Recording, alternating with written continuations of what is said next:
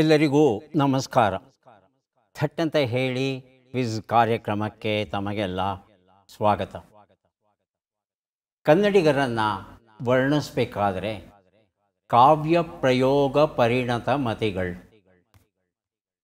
ಕನ್ನಡಿಗರು ಎಂತಹ ಜನ ಅಂದರೆ, ಅವರಿಗೆ ಅಕ್ಷರ ಜ್ಞಾನ ಇಲ್ಲದಿದ್ದರೂ, ಯಾವುದೇ ರೀತಿಯ ವಿದ್ಯಾಭ್ಯಾಸ ಇಲ್ಲದಿದ್ದರೂ, ಕಾವ್ಯದಲ್ಲಿ ಇರ್ತಕ್ಕಂಥ ಸೂಕ್ಷ್ಮಾಂಶಗಳನ್ನು ಗ್ರಹಿಸಬಲ್ಲ ಸಾಮರ್ಥ್ಯ ಉಳ್ಳವರು.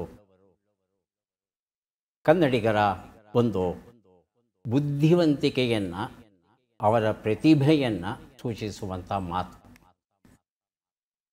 ಇದು ಕೇವಲ ಉತ್ಪ್ರೇಕ್ಷೆ ಅಂತ ಅನ್ನಿಸಬಹುದು ಮೇಲುನೋಟಕ್ಕೆ, ಆದರೆ ಅದಕ್ಕೆ ಉದಾಹರಣೆಯನ್ನು ಇವತ್ತಿಗೂ ನೋಡಬಹುದು.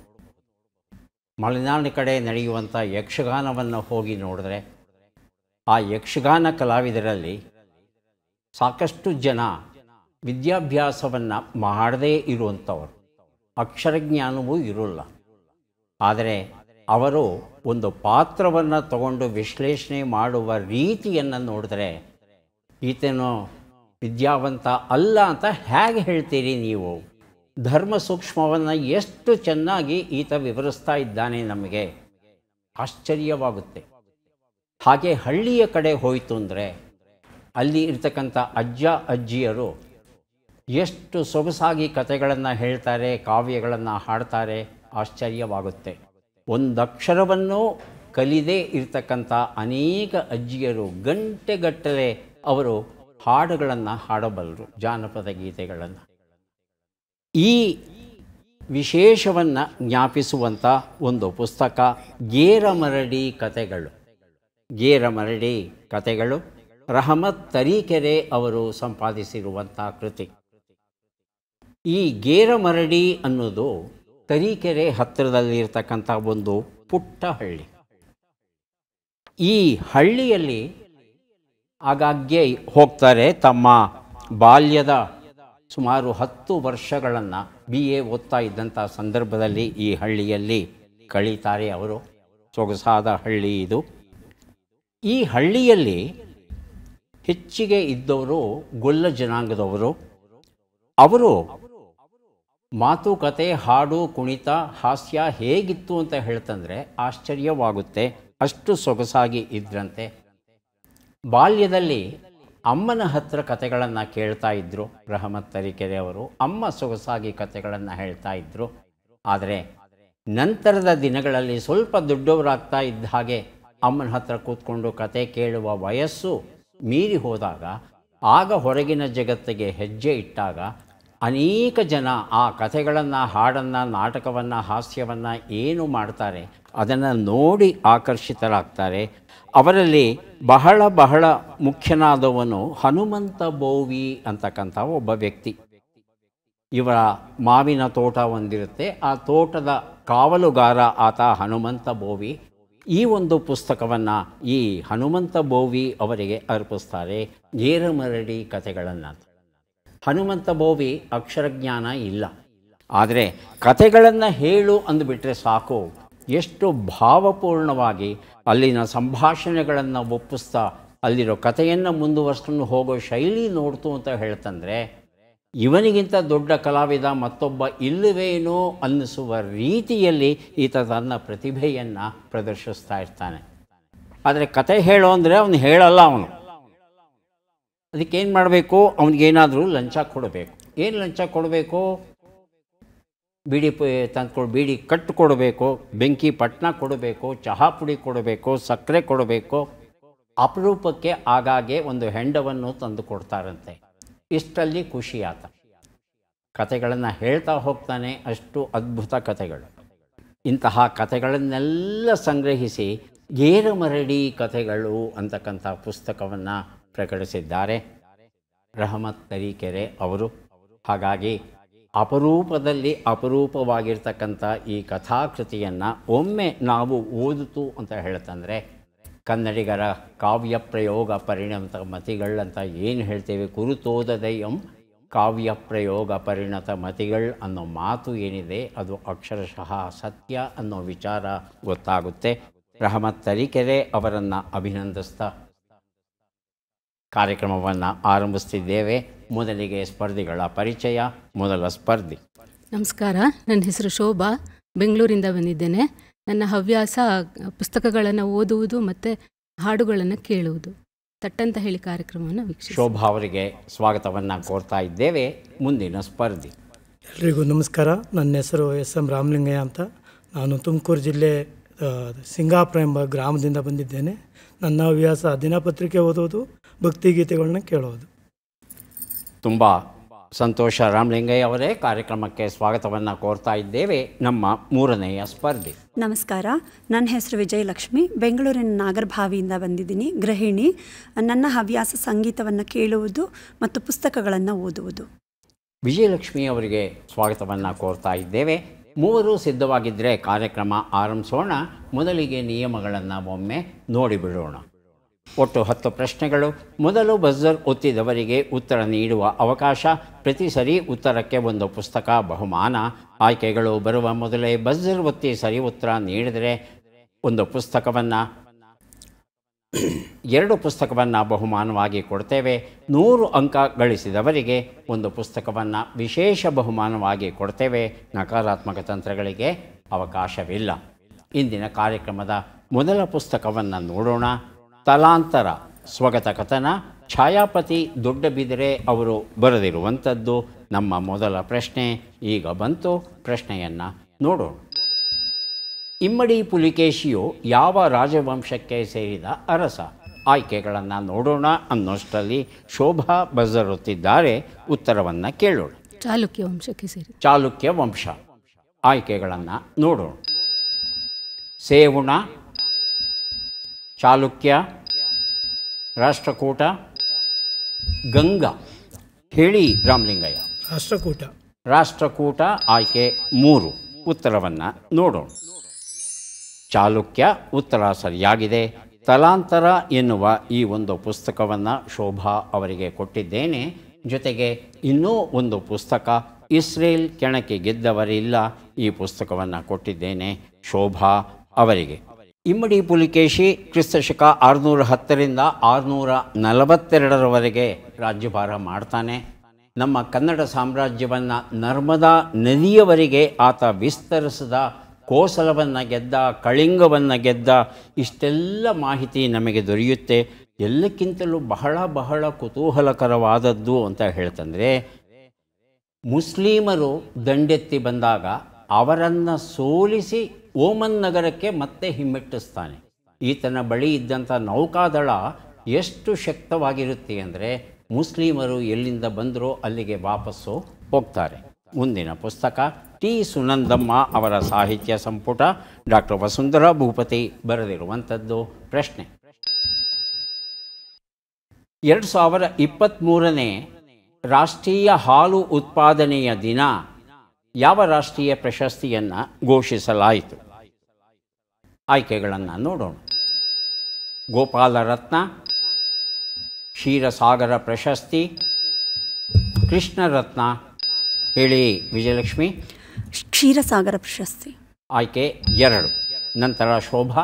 ಗೋಪಾಲರತ್ನ. ಗೋಪಾಲರತ್ನ ಆಯ್ಕೆ 1. ಉತ್ತರವನ್ನು ನೋಡೋಣ. ಗೋಪಾಲರತ್ನ ಉತ್ತರ ಸರಿಯಾಗಿದೆ. ಟಿ. ಸುನಂದಮ್ಮ ಅವರ ಸಾಹಿತ್ಯ ಸಂಪುಟದ ಕೃತಿಯನ್ನು ಕೊಟ್ಟಿದ್ದೇವೆ ಶೋಭಾ ಅವರಿಗೆ.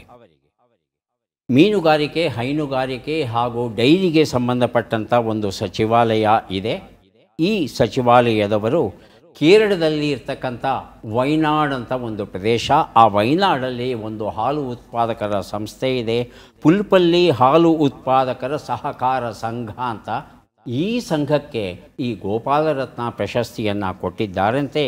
ಇದು 5 ಲಕ್ಷ ರೂಪಾಯಿಗಳ ಬೆಲೆಯ ರಾಷ್ಟ್ರೀಯ ಪ್ರಶಸ್ತಿ. ಜೊತೆಗೆ ಒಂದು ಸ್ಮರಣಿಕೆ ಹಾಗೂ ಒಂದು ಪ್ರಮಾಣ ಪತ್ರವನ್ನು ಕೊಡ್ತಾರಂತೆ. ಇದು ಈ ಸಲ ಕೇರಳಕ್ಕೆ ದಕ್ಕಿದೆ. ಈಗ ಕೊಡಲಿದ್ದೇವೆ ಕರ್ನಾಟಕದ ಕಬೀರ ಸಂತ ಶಿಶುನಾಳ ಶರೀಫರು ಎನ್ನುವ ಪುಸ್ತಕ. ಸಂಕಲನಕಾರರು UN ಸಂಗನಾಳ ಮಠ ಅವರು. ನಮ್ಮ ಪ್ರಶ್ನೆ: ವಿಶ್ವ ಆರೋಗ್ಯ ಸಂಸ್ಥೆಯ ಅನ್ವಯ ಸಮಗ್ರ ಆರೋಗ್ಯಕ್ಕೆ ಮಾರಕವಾದ ಅಂಶ ಯಾವುದು ಎನ್ನಲಾಗಿದೆ? ಆಯ್ಕೆಗಳನ್ನು ನೋಡೋಣ. ವರ್ಣಭೇದ ನೀತಿ, ಅಸ್ಪೃಶ್ಯತೆ, ಮಾಲಿನ್ಯ, ಏಕಾಂಗಿತನ. ಮೊದಲಿಗೆ ಶೋಭಾ, ಆನಂತರ ರಾಮಲಿಂಗಯ್ಯ. ಮಾಲಿನ್ಯ. ಮಾಲಿನ್ಯ ಆಯ್ಕೆ 3. ರಾಮಲಿಂಗಯ್ಯ ಮಾಲಿನ್ಯ. ಮಾಲಿನ್ಯ. ಉತ್ತರವನ್ನು ನೋಡೋಣ. ಆದರೆ ಸರಿಯಾದ ಉತ್ತರ ಏಕಾಂಗಿತನ ಆಗಿತ್ತು. ಬಡವರು ಶ್ರೀಮಂತರು ಅನ್ನೋ ಭೇದ ಭಾವ ಏನೂ ಇಲ್ಲ ಏಕಾಂಗಿತನಕ್ಕೆ. ಅನೇಕ ಸಂದರ್ಭಗಳಲ್ಲಿ ಮನುಷ್ಯ ಯಾರ ಜೊತೆ ಮಾತನಾಡೋಕ್ಕೂ ಇಷ್ಟಪಡೋಲ್ಲ. ಈ ಏಕಾಂಗಿತನ ಮನಸ್ಸಿನ ಕೊರಗು ಏನಿದೆ, ದೇಹ ಮತ್ತು ಮನಸ್ಸಿನ ಮೇಲೆ ತೀವ್ರ ಸ್ವರೂಪದ ಪ್ರಭಾವವನ್ನು ಬೀರುತ್ತೆ. ಈ ದುಷ್ಪ್ರಭಾವಕ್ಕೆ ಸಿಲುಕಿ ಅಕಾಲಿಕವಾಗಿ ಅನೇಕ ರೋಗಗಳು ಬರುತ್ತೆ. ಹಾಗಾಗಿ ಮನುಷ್ಯ ಬೇಗ ಸಾಯುವ ಹಂತಕ್ಕೆ ತಲುಪ್ತಾನೆ. ಆದ್ದರಿಂದ ಏಕಾಂಗಿತನವನ್ನು ತಪ್ಪಿಸಬೇಕು. ಏಕಾಂಗಿತನ ಕೇವಲ ಹಿರಿಯರಲ್ಲಿ ಮಾತ್ರ ಇರುತ್ತೆ ಅಂತ ನಾವು ಭಾವಿಸಬೇಕಾಗಿಲ್ಲ. ಮಕ್ಕಳಲ್ಲೂ ಉಂಟು. ಕೆಲವು ಮಕ್ಕಳು ಯಾರ ಜೊತೆನೂ ಆಟ ಆಡಲ್ಲ, ಯಾವುದೇ ರೀತಿಯ ಚಟುವಟಿಕೆಯನ್ನು ತೋರೋಲ್ಲ, ಸುಮ್ಮನೆ ಒಂದು ಕಡೆ ಕೂತಿರ್ತಾರೆ ಅಥವಾ ಮಾಡಿದ್ದ ಕೆಲಸವನ್ನೇ ಮತ್ತೆ ಮತ್ತೆ ಮತ್ತೆ ಮತ್ತೆ ಮಾಡ್ತಾ ಇರ್ತಾರೆ, ಹೊರಗಡೆ ಹೋಗೋದೇ ಇಲ್ಲ. ಹಿರಿಯರಲ್ಲೂ, ಅದರಲ್ಲೂ 60 ವರ್ಷ ಮೀರಿದವರಲ್ಲಿ ಏಕಾಂಗಿತನ ಹೆಚ್ಚು ಉಂಟು. ಹಾಗೆಯೇ ವೃದ್ಧರಲ್ಲಿ ಅಕಸ್ಮಾತ್ ಹೆಂಡತಿ ತೀರು ಹೋದರೆ ಆ ಗಂಡ ವೃದ್ಧ ತೀರಾ ಏಕಾಂಗಿ ಆಗ್ತಾನೆ. ಸಮಾಜದ ಜೊತೆ, ಕುಟುಂಬದ ಜೊತೆ ಬೆರೆಯೋಕ್ಕಾಗಲ್ಲ. ಅದೇ ಗಂಡ ಸತ್ತು ಹೋಗಿ ಹೆಂಡತಿ ಅಜ್ಜಿ ಉಳ್ಕೊಂಡ್ರೆ ಅಜ್ಜಿ ಮೊಮ್ಮಕ್ಕಳ ಲಾಲನೆ ಪಾಲನೆ ಇತ್ಯಾದಿ ಕೆಲಸಗಳನ್ನು ಮಾಡ್ತಾ ಮನೆಯ ಕುಟುಂಬದ ಜೊತೆ ಹೊಂದಿಕೊಂಡು ಹೋಗ್ತಾಳೆ. ಆದರೆ ಗಂಡಸರಿಗೆ ಅದು ಬಹಳ ಕಷ್ಟ. ಹಾಗಾಗಿ ಏಕಾಂಗಿತನ ದೊಡ್ಡ ಸಮಸ್ಯೆ ಆಗಿದೆ ಇಡೀ ಜಗತ್ತಲ್ಲಿ. ಇದನ್ನು ನಿವಾರಿಸಬೇಕು ಅಂತ ವಿಶ್ವಸಂಸ್ಥೆ ಈಗ ಮುಂದಕ್ಕೆ ಬಂದಿದೆ. ಮುಂದಿನ ಪುಸ್ತಕ ವಿಶ್ವಧರ್ಮವಾಗುವಲ್ಲಿ ಹಿಂದೂ ಧರ್ಮಕ್ಕೆ ಇರುವ ಸಾಧ್ಯತೆಗಳು, ಡಾಕ್ಟರ್ ಜಿ ಶರಶ್ಚಂದ್ರ ರಾನಡೆ ಬರೆದಿರುವಂಥದ್ದು ನಮ್ಮ ಪ್ರಶ್ನೆ. ಸಾಹುಕಾರ್ ಜಾನಕಿ ಯಾವ ಚಿತ್ರದ ಮೂಲಕ ಕನ್ನಡ ಚಿತ್ರರಂಗವನ್ನು ಪ್ರವೇಶಿಸಿದರು? ಆಯ್ಕೆಗಳನ್ನು ನೋಡೋಣ. ಶಿವರಾತ್ರಿ ಮಹಾತ್ಮೆ, ಭಾಗ್ಯಚಕ್ರ, ದೇವಕನ್ನಿಕಾ. ಹೇಳಿ ವಿಜಯಲಕ್ಷ್ಮಿ. ಶಿವರಾತ್ರಿ ಮಹಾತ್ಮೆ. ಶೋಭಾ. ದೇವಕನ್ನಿಕಾ. ದೇವಕನ್ನಿಕಾ ಆಯ್ಕೆ 4. ಓಹಿಲೇಶ್ವರ. ಉತ್ತರವನ್ನು ನೋಡೋಣ. ದೇವಕನ್ನಿಕಾ ಉತ್ತರ ಸರಿಯಾಗಿದೆ. ಹಿಂದೂ ಧರ್ಮದ ಸಾಧ್ಯತೆಗಳ ಈ ಪುಸ್ತಕವನ್ನು ಕೊಟ್ಟಿದ್ದೇನೆ ಶೋಭಾ ಅವರಿಗೆ. ಸಾಹುಕಾರ್ ಜಾನಕಿ ಅವರ ಹೆಸರು ಶಂಕರಮಂಚಿ ಜಾನಕಿ ಅಂತ. ಶಂಕರಮಂಚಿ ಜಾನಕಿ ಅಂತ ಸುಮಾರು 390 ಚಿತ್ರಗಳಲ್ಲಿ ಇವರು ಅಭಿನಯಿಸಿದ್ದಾರೆ. ಇವರಿಗೆ ಪದ್ಮಶ್ರೀ ಗೌರವವನ್ನು ನೀಡಿದೆ ನಮ್ಮ ಸರ್ಕಾರ. ಇವರಿಗೆ ಓರ್ವ ತಂಗಿನೂ ಸಹ ಇದ್ಲು, ಕೃಷ್ಣಕುಮಾರಿ ಅಂತ. 1950ರಲ್ಲಿ ಸಾಹುಕಾರ್ ಅನ್ನೋ ಚಿತ್ರ ತೆಲುಗಿನಲ್ಲಿ ನಿರ್ಮಾಣವಾಗುತ್ತೆ. ಆ ಚಿತ್ರದಲ್ಲಿ ಇವರ ಅಭಿನಯ ಸೊಗಸಾಗಿರುತ್ತೆ. ಜೊತೆಗೆ ಅದೇ ಕಾಲದಲ್ಲಿ ವಿ.ಎನ್. ಜಾನಕಿ ಅಂತಕ್ಕಂಥ ಇನ್ನೊಬ್ಬ ನಟಿಯೂ ಇರ್ತಾರೆ. ಹಾಗಾಗಿ ಇಬ್ಬರೂ ಜಾನಕಿಯರ ನಡುವೆ ವ್ಯತ್ಯಾಸವನ್ನು ತೋರಿಸಬೇಕು ಅನ್ನೋ ಉದ್ದೇಶದಿಂದ ಇವರು ಅಭಿನಯಿಸಿದ ಸಾಹುಕಾರ್ ಚಿತ್ರ ಏನಿತ್ತು ಅದೇ ಹೆಸರನ್ನು ಅವರಿಗೆ ಸೇರಿಸಿ ಸಾಹುಕಾರ್ ಜಾನಕಿ ಅಂತ ಕರೆಯೋಕ್ಕೆ ಶುರು ಮಾಡಿದ್ರು. ಇವತ್ತಿನವರೆಗೂ ಆ ಹೆಸರು ಹಾಗೆ ಉಳಿದಿದೆ. ಮುಂದಿನ ಪುಸ್ತಕ ಶೃಂಗಾರ ಚೈತ್ರ ಕಾವ್ಯ, ಮಧುರಪ್ರಿಯ ಬರೆದಿರುವಂಥದ್ದು. ಪ್ರಶ್ನೆ: ಬಿಟ್ಟ ಅಕ್ಷರಗಳನ್ನು ತುಂಬಿ. ಬೆ, ಗಾ, ಸು, ಣ, ಸೌ. ಹೇಳಿ ವಿಜಯಲಕ್ಷ್ಮಿ. ಬೆಳಗಾವಿಯ ಸುವರ್ಣಸೌಧ. ಹೌದಾ ಶೋಭಾ ಅವರೇ? ಹೌದು. ಉತ್ತರವನ್ನು ನೋಡೋಣ. ಬೆಳಗಾವಿಯ ಸುವರ್ಣಸೌಧ ಉತ್ತರ ಸರಿಯಾಗಿದೆ. ಶೃಂಗಾರ ಚೈತ್ರ ಕಾವ್ಯ ಎನ್ನುವ ಪುಸ್ತಕವನ್ನು ಕೊಟ್ಟಿದ್ದೇನೆ ವಿಜಯಲಕ್ಷ್ಮಿ ಅವರಿಗೆ. ಸೊಗಸಾದ ಪುಸ್ತಕವನ್ನು ಈಗ ಕೊಡ್ತಾ ಇದ್ದೇವೆ. ಬೀಚಿ ಅವರು ಬರೆದ ನನ್ನ ಬಯೋಗ್ರಫಿ ಎನ್ನುವ ಪುಸ್ತಕ. ಪ್ರಶ್ನೆ: ಈ ಕೆಳಗಿನ ಲೆಕ್ಕಗಳನ್ನು ಪೂರ್ಣಗೊಳಿಸಿ ಉತ್ತರಗಳನ್ನೆಲ್ಲ ಕೂಡಿ ಅಂತಿಮ ಉತ್ತರವನ್ನು ನೀಡಿ. 29 ಕೂಡು 63, 76 ಕಳೆ 43, 60 ಗುಣಿಸು 9, 208 ಭಾಗಿಸು 8.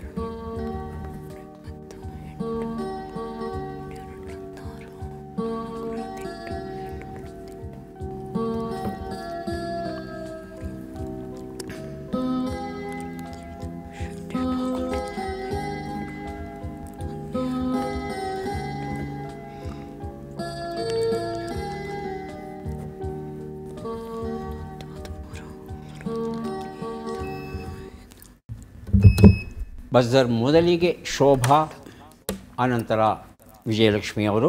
ಶೋಭಾ ಅವರ ಉತ್ತರ 681. 655. 681. 681. ಹೇಳಿ ವಿಜಯಲಕ್ಷ್ಮಿ. 851. ಭಿನ್ನವಾದ ಉತ್ತರ. ರಾಮಲಿಂಗಯ್ಯ ಲೆಕ್ಕವನ್ನು ಮಾಡಿಲ್ಲ. ಉತ್ತರವನ್ನು ನೋಡ್ತಾ ಹೋಗೋಣ. ಒಂದು ಉತ್ತರ 92, 33, 540, 26 ಎಲ್ಲವನ್ನು ಕೂಡಿದ್ರೆ 691 ಬಂದಿದೆ. ಈ ಉತ್ತರವನ್ನು ಯಾರೂ ಕೊಟ್ಟಿಲ್ಲ. ನನ್ನ ಬಯೋಗ್ರಫಿ ಈ ಒಂದು ಪುಸ್ತಕ ನಮ್ಮಲ್ಲೇ ಉಳಿತು. ಮುಂದಿನ ಪುಸ್ತಕ ಮಾಮನೆ ಸಂಪಾದನೆ, ಅಂಕಣ ಬರಹಗಳು, ಗುರು ಚೆನ್ನಬಸಪ್ಪ ಅವರು ಬರೆದಿರುವಂಥದ್ದು. ಪ್ರಶ್ನೆ: ಈ ಪದ್ಮ ಪುರಸ್ಕೃತರನ್ನು ಗುರುತಿಸಿ. ಚಿತ್ರವನ್ನು ನೋಡೋಣ.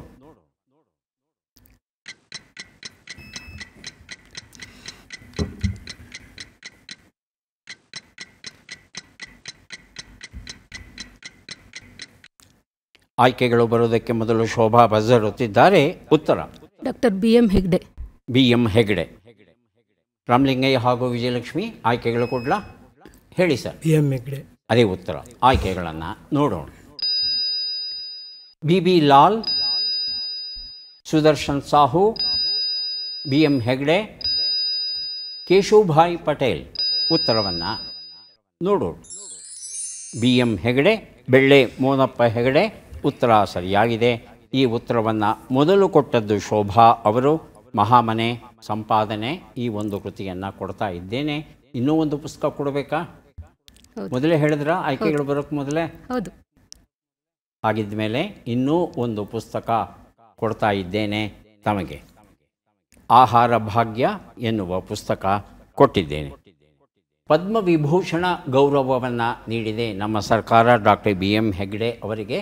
ಹೃದ್ರೋಗ ತಜ್ಞರು ಇವರು. ವೃತ್ತಿಯಿಂದ ಮಣಿಪಾಲ ಉನ್ನತ ಶಿಕ್ಷಣ ಸಂಸ್ಥೆಗಳ ಉಪಕುಲಪತಿಗಳಾಗಿ ಸೇವೆಯನ್ನು ಸಲ್ಲಿಸಿ ಈಗ ನಿವೃತ್ತಿ ಜೀವನವನ್ನು ನಡೆಸ್ತಾ ಇದ್ದಾರೆ. ಈಗ ಕೊಡಲಿದ್ದೇವೆ ಸೊಗಸಾದ ಒಂದು ಕಾದಂಬರಿ ಆವರ್ತ. ಆಶಾ ರಘು ಅವರು ಬರೆದಿರುವಂಥದ್ದು.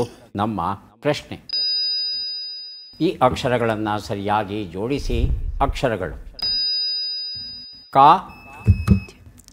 ಓಹೋ, ಮೊದಲಿಗೆ ಶೋಭಾ, ನಂತರ ವಿಜಯಲಕ್ಷ್ಮಿ. ಭ್ರೂಣ ಹತ್ಯೆ ಪ್ರಕರಣ. ಹಾಂ, ಭ್ರೂಣ ಹತ್ಯೆ. ಹಾಂ, ಭ್ರೂಣ ಹತ್ಯೆ ಹೇಳಿಮ್ಮ, ಸರಿಗಿದೆ ಹೇಳಿ. ಭ್ರೂಣ ಹತ್ಯೆ ಪ್ರಕರಣ. ಭ್ರೂಣ ಹತ್ಯೆ ಪ್ರಕರಣ. ಹೌದಾ ವಿಜಯಲಕ್ಷ್ಮಿ? ಹೌದು ಸರ್. ಉತ್ತರ ಸರಿಯಾಗಿದೆಯಾ? ಪರೀಕ್ಷೆ ಮಾಡಬಹುದಾ? ಪರೀಕ್ಷಿಸೋಣ. ಭ್ರೂಣ ಹತ್ಯೆ ಪ್ರಕರಣ ಸರಿಯಾದ ಉತ್ತರ. ಈ ಉತ್ತರವನ್ನು ಮೊದಲು ಶೋಭಾ ಅವರು ಕೊಟ್ಟಿದ್ದಾರೆ. ಆವರ್ತ ಎನ್ನುವ ಈ ಕಾದಂಬರಿ ಕೃತಿಯನ್ನು ಅವರಿಗೆ ಕೊಟ್ಟಿದ್ದೇನೆ. ಈಗ 3 ಪುಸ್ತಕವನ್ನು ಕೊಡ್ತಾ ಇದ್ದೇವೆ. ಪದಬಂಧ ಬಂದಿದೆ. ಸುಳುಹುಗಳನ್ನು ಒಮ್ಮೆ ನೋಡಿಬಿಡೋಣ. ಸುಳುಹುಗಳು: ಆರಾಧಿಸುವ ದೇವತಾ ಮೂರ್ತಿ, ಹಣವನ್ನು ಇಡುವ ಸ್ಥಳ, ಈ ಗ್ರಹವೇಕೆ ಒತ್ತಾಯ ಮಾಡುತ್ತಿದೆ?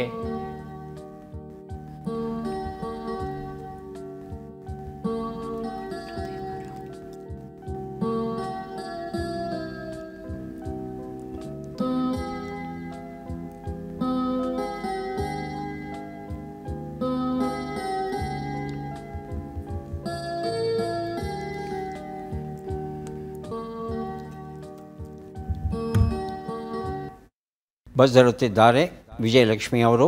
ಒಂದು ಉತ್ತರ ಇಷ್ಟದೇವರು. ಇಷ್ಟದೇವರು. ಇಷ್ಟದೇವರು 3 ಶಬ್ದ ಸಿಗ್ತಾ? ಇಲ್ಲ. ಸಿಕ್ಕಿಲ್ಲ. ಉತ್ತರವನ್ನು ನೋಡ್ತಾ ಹೋಗೋಣ. ಮಧ್ಯೆ ಉತ್ತರ ಹೊಡೆದರೆ 2ನೇದಕ್ಕೆ 3ನೇದಕ್ಕೆ ಬಜರ್ ಒತ್ತಿ ಉತ್ತರ ಕೊಡಿ. 1 ಉತ್ತರ ಪೂಜಾ ವಿಗ್ರಹ. 2 ಉತ್ತರ ಹಣವನ್ನು ಇಡುವ ಸ್ಥಳ. ಹೇಳಿ ಶೋಭಾ. ಖಜಾನೆ. ಖಜಾನೆ. ಉತ್ತರವನ್ನು ನೋಡೋಣ. ಉತ್ತರ ಸರಿಯಾಗಿದೆ. 3 ಉತ್ತರ. ಮೊದಲಿಗೆ ಶೋಭಾ, ನಂತರ ವಿಜಯಲಕ್ಷ್ಮಿ. ಆಗ್ರಹ. ಆಗ್ರಹ. ಹೌದಾ ವಿಜಯಲಕ್ಷ್ಮಿ? ಹೌದು ಸರ್. ಉತ್ತರವನ್ನು ನೋಡೋಣ. ಆಗ್ರಹ ಉತ್ತರ ಸರಿಯಾಗಿದೆ. ಅತ್ತೆ ಸೊಸೆಯರ ವೈಷಮ್ಯಕ್ಕೆ ಕಾರಣ ತಿಳುವಳಿಕೆ ಎನ್ನುವ ಪುಸ್ತಕ ಕೊಟ್ಟಿದ್ದೇನೆ ಶೋಭಾ ಅವರಿಗೆ. ಕೊನೆಯ ಘಟ್ಟಕ್ಕೆ ಬಂದಿದ್ದೇವೆ. ಈಗ 5 ಪ್ರಶ್ನೆಗಳು. ಶೋಭಾ ಅವರು ಸಿದ್ಧವಾಗಿದ್ದರೆ ಆರಂಭಿಸ್ತೇವೆ. ಮೊದಲ ಪ್ರಶ್ನೆ. ನೆಲ ಸಮ ಮಾಡು ಎನ್ನುವ ನುಡಿಗಟ್ಟಿನ ಅರ್ಥವೇನು? ನಾಶ ಮಾಡು, ನ್ಯಾಯವನ್ನು ನೀಡು. ನಾಶ ಮಾಡು. ಮುಂದಿನ ಪ್ರಶ್ನೆ. ಪಕ್ಕದಿಂದ ಪಕ್ಕಕ್ಕೆ ಸಾಗುವುದು ಎಂಬ ಅರ್ಥವನ್ನು ಕೊಡುವ ಶಬ್ದ ಯಾವುದು? ಅಡ್ಡ, ಒಡ್ಡ. ಅಡ್ಡ. ಮುಂದಿನ ಪ್ರಶ್ನೆ. ಮಹಾಭಾರತದ ರಾಜಸೂಯ ಯಾಗದಲ್ಲಿ ಯಾರಿಗೆ ಅಗ್ರಪೂಜೆಯು ಸಂದಿತು? ಭೀಷ್ಮನಿಗೆ, ಕೃಷ್ಣನಿಗೆ? ಕೃಷ್ಣ. ಮುಂದಿನ ಪ್ರಶ್ನೆ. ಈ ಗಾದೆಯನ್ನು ಪೂರ್ಣಗೊಳಿಸಿ 1000 ಸಲ ಗೋವಿಂದ ಅಂದರು. ಮುಂದಿನ ಪ್ರಶ್ನೆ. ಈ ಒಗಟನ್ನು ಬಿಡಿಸಿ 2 ತಂದೆ 2 ಮಕ್ಕಳು 3 ಮೀನು ತಂದು 4 ಹೊಟ್ಟೆ ತುಂಬ ತಿಂದರು. ಉತ್ತರವನ್ನು ನೋಡ್ತಾ ಹೋಗೋಣ. 1 ಉತ್ತರ. ನೆಲ ಸಮ ಮಾಡು, ನಾಶ ಮಾಡು ಸರಿಯಾಗಿದೆ. 2 ಉತ್ತರ. ಅಡ್ಡ ಸರಿಯಾಗಿದೆ. 3 ಉತ್ತರ. ಕೃಷ್ಣ ಸರಿಯಾಗಿದೆ. 4 ಉತ್ತರ. 1000 ಸಲ ಗೋವಿಂದ ಅಂದರೂ ಭಿಕ್ಷೆ ಮಾತ್ರ ಸಿಗಲಿಲ್ಲ. 5ನೇ ಪ್ರಶ್ನೆಗೆ ಉತ್ತರ. ಇದು ತಾತ, ಮಗ, ಮೊಮ್ಮಗ 2 ತಂದೆ 2 ಮಕ್ಕಳು ಆಗ್ತಾರೆ. 3 ಪ್ರಶ್ನೆಗಳಿಗೆ ತಾವು ಸರಿಯಾದ ಉತ್ತರ ಕೊಟ್ಟಿದ್ದೀರಿ. ಹಾಗಾಗಿ 3 ಪುಸ್ತಕಗಳನ್ನು ತಮಗೆ ಕೊಡ್ತಾ ಇದ್ದೇವೆ. ಈಗ ಅವಕಾಶ ರಾಮಲಿಂಗಯ್ಯ ಅವರಿಗೆ ಬರ್ತಾ ಇದೆ. ಸಿದ್ಧವಾಗಿದ್ದರೆ ಆರಂಭಿಸ್ತೇವೆ. ಮೊದಲ ಪ್ರಶ್ನೆ. ನೊಗಕ್ಕೆ ತಲೆ ಕೊಡು ಎನ್ನುವ ನುಡಿಗಟ್ಟಿನ ಅರ್ಥವೇನು? ತುಂಬ ಕಷ್ಟಪಟ್ಟು ದುಡಿ, ಜವಾಬ್ದಾರಿಯನ್ನು ಹೊತ್ತುಕೊಳ್ಳು. ಜವಾಬ್ದಾರಿಯನ್ನು ಹೊತ್ತುಕೊಳ್ಳು. ಮುಂದಿನ ಪ್ರಶ್ನೆ. ಗುರಾಣಿ, ಢಾಲು ಎಂಬ ಅರ್ಥವನ್ನು ಕೊಡುವ ಶಬ್ದ ಯಾವುದು? ಅಡ್ಡಣ, ಒಡ್ಡಣ. ಅಡ್ಡಣ. ಮುಂದಿನ ಪ್ರಶ್ನೆ. ಮಹಾಭಾರತದ ರಾಜಸೂಯ ಯಾಗದಲ್ಲಿ ಯಾರು ಶ್ರೀಕೃಷ್ಣನ ಚಕ್ರಕ್ಕೆ ಬಲಿಯಾದರು? ದಂತವಕ್ರ, ಶಿಶುಪಾಲ. ಶಿಶುಪಾಲ. ಮುಂದಿನ ಪ್ರಶ್ನೆ. ಈ ಗಾದೆಯನ್ನು ಪೂರ್ಣಗೊಳಿಸಿ ತಿರುಪಿನಂತೆ ಇರಬೇಕು. ಮುಂದಿನ ಪ್ರಶ್ನೆ. ಈ ಒಗಟನ್ನು ಬಿಡಿಸಿ 7 ಮತ್ತು 8ರ ನಡುವೆ ಏನು ಹಾಕಿದರೆ 7ಕ್ಕಿಂತ ಹೆಚ್ಚಾಗುತ್ತದೆ ಮತ್ತು 8ಕ್ಕಿಂತ ಕಡಿಮೆಯಾಗುತ್ತದೆ? ಒಂದನ್ನು. ಒಂದು.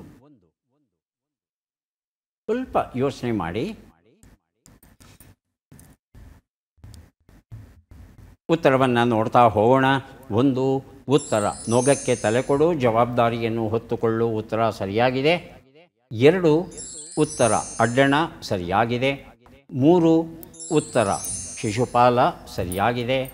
4 ಉತ್ತರ. ತಿರುಪಿನಂತೆ ಇರಬೇಕು, ತಿಳಿದ ಬುದ್ಧಿವಂತ ಅಂತ ಹೇಳ್ತಾರೆ. 5ನೇ ಪ್ರಶ್ನೆಗೆ ಉತ್ತರ ದಶಮಾಂಶ 7 ಪಾಯಿಂಟ್ ಹಾಕಬೇಕು. 7.8 ಅಂದರೆ 7ಕ್ಕಿಂತ ಹೆಚ್ಚು, ಆದರೆ 8ಕ್ಕಿಂತ ಕಡಿಮೆ. ಇದು ಶಬ್ದಗಳ ಜೊತೆ ಆಟವಾಡುವಂಥ ಒಗಟುಗಳು. ಎಷ್ಟು ಸರಿ ಉತ್ತರ ಕೊಟ್ರಿ? 3 ಅಲ್ವಾ ಸರಿ ಉತ್ತರ ಕೊಟ್ಟಿರೋದು? 3 ಪುಸ್ತಕಗಳನ್ನು ತಮಗೆ ಕೊಡ್ತಾ ಇದ್ದೇವೆ. ಈಗ ಅವಕಾಶ ವಿಜಯಲಕ್ಷ್ಮಿ ಅವರಿಗೆ ಬರ್ತಾ ಇದೆ. ಸಿದ್ಧವಾಗಿದ್ದರೆ ಪ್ರಶ್ನೆಯನ್ನು ಆರಂಭಿಸ್ತೇವೆ. ಮೊದಲ ಪ್ರಶ್ನೆ. ನೊಣ ಹೊಡೆ ಎನ್ನುವ ನುಡಿಗಟ್ಟಿನ ಅರ್ಥವೇನು? ಊರಿಗೆ ಉಪಕಾರವನ್ನು ಮಾಡು, ಕೆಲಸವಿಲ್ಲದೆ ಕುಳಿತುಕೋ. ಕೆಲಸವಿಲ್ಲದೆ ಕುಳಿತುಕೋ. ಮುಂದಿನ ಪ್ರಶ್ನೆ. ಊಟದ ತಟ್ಟೆ ಇಡುವ ಪೀಠ ಎಂಬ ಅರ್ಥವನ್ನು ಕೊಡುವ ಶಬ್ದ ಯಾವುದು? ಕಾಲುಮಣೆ, ಮುಕ್ಕಾಲುಮಣೆ. ಕಾಲುಮಣೆ. ಮುಂದಿನ ಪ್ರಶ್ನೆ.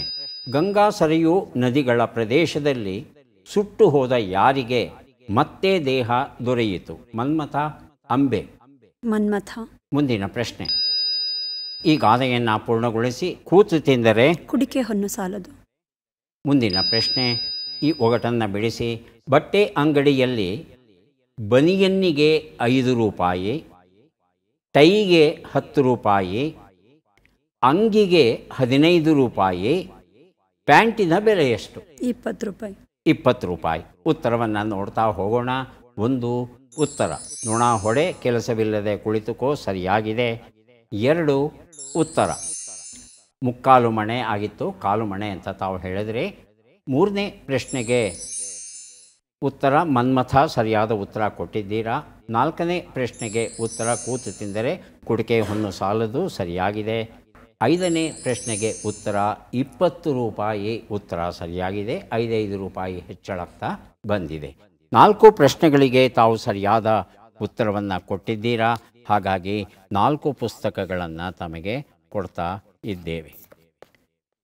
ಯಾರಿಗೆ ಎಷ್ಟು ಪುಸ್ತಕ ಬಂದಿದೆ ಅದನ್ನು ನೋಡುವ ಕ್ಷಣ ಈಗ ಬಂತು.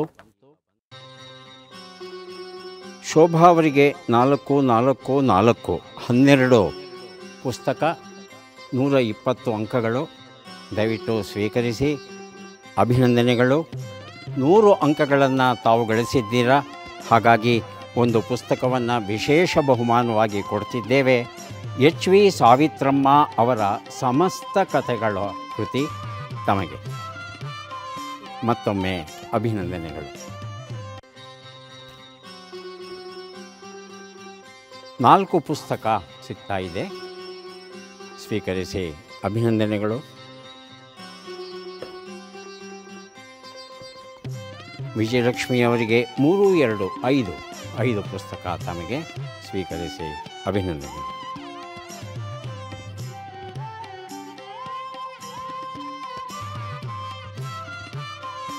ಮತ್ತೆ ಭೇಟಿಯಾಗೋಣ. ನಮಸ್ಕಾರ.